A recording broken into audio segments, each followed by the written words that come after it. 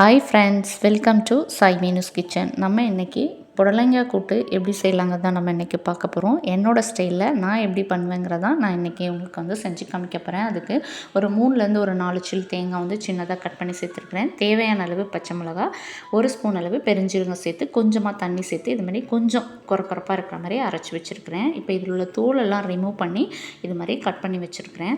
Next அடுப்பை on பண்ணி கடாய் வச்சு அதில் தேங்காய் எண்ணெய் வந்து நம்ம வந்து சேர்த்துக்கலாம். தேங்காய் எண்ணெயில் பண்ணும்போது தான் இது வந்து ரொம்ப டேஸ்ட்டாக இருக்கும். இப்போ கொஞ்சமாக தேங்காய் எண்ணெய் சேர்த்துருக்குறேன். அது சூடானதும் கொஞ்சமாக கடுகு சேர்த்து அது பொரிஞ்சதும் சின்னதாக கட் பண்ண பெரிய வெங்காயம் கொஞ்சமாக வந்து நான் ஃபஸ்ட்டு சேர்த்துக்கிறேன். அடுத்து கருவேப்பிலை வந்து கொஞ்சம் சேர்த்துட்டு இதை வந்து கொஞ்சம் வதக்கினா போதும், அந்தளவுக்கு வதக்கிக்கலாம். ரொம்பையும் ப்ரௌன் கலர் ஆகக்கூடாது. இப்போது இந்த அளவு போதும். நெக்ஸ்ட்டு இதில் வந்து நம்ம சிறுபருப்பு வந்து சேர்த்துக்க போகிறோம். நான் ஃபஸ்ட்டே வந்து சிறுபருப்பு ஒரு 3 ஸ்பூன் அளவு வந்து 3 டேபிள் ஸ்பூன் அளவு வந்து ஊற வச்சுருந்தேன்.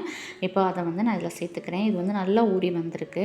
இதோட தண்ணி இதில் இருக்கும் இல்லையா தண்ணி, அது மட்டும் கொஞ்சம் வற்றி வரணும். அந்தளவுக்கு நல்லா நம்ம மிக்ஸ் பண்ணி கொடுத்துடலாம். நீங்கள் சிறுபருப்புக்கு பதிலாக கடலைப்பருப்பு கூட நம்ம வந்து சேர்த்துக்கலாம். அதுலேயும் ரொம்ப சூப்பராகவே இருக்கும். இப்போது அது கொஞ்சம் வத்திருச்சு.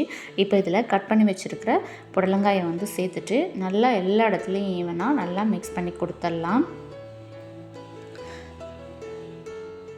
இந்த மெத்தடில் நீங்கள் வந்து கூட்டு செய்யும்போது அவ்வளோ சூப்பராக டேஸ்ட்டாக இருக்குங்க. கண்டிப்பாக மறக்காமல் ஒரு தடவை வந்து செஞ்சு பாருங்கள்.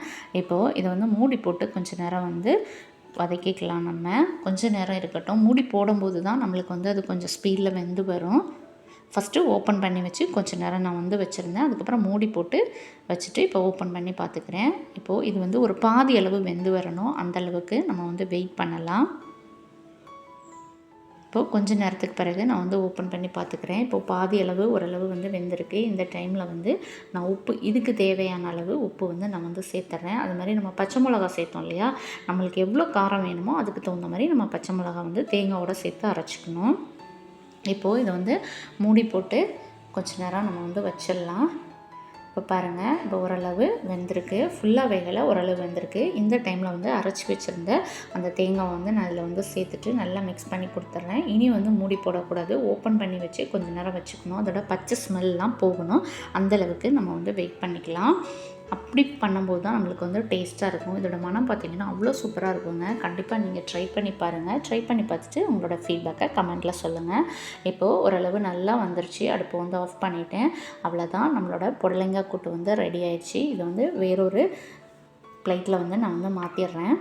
பாருங்கள் எவ்வளோ சூப்பராக இருக்குங்க. டேஸ்ட்டும் அவ்வளோ சூப்பராக இருக்குங்க. கண்டிப்பாக நீங்கள் இது ஒரு தடவை வந்து செஞ்சு பாருங்கள். அவ்வளோ நல்லாயிருக்கும். அதுமாதிரி தேங்காய் எண்ணெயில் ட்ரை பண்ணுங்கள். அப்போ தான் சூப்பராக இருக்கும். ஓகே ஃப்ரெண்ட்ஸ், இது பிடிச்சிருக்கு அப்படின்னா லைக் பண்ணுங்கள். மறக்காமல் உங்கள் ஃபேமிலி அண்ட் ஃப்ரெண்ட்ஸுங்களுக்கும் ஷேர் பண்ணுங்கள். உங்களோட ஃபீட்பேக்கை கமெண்ட்டில் சொல்லுங்கள். நம்ம சேனலை சப்ஸ்கிரைப் பண்ணலைன்னா சப்ஸ்கிரைப் பண்ணிக்கோங்க.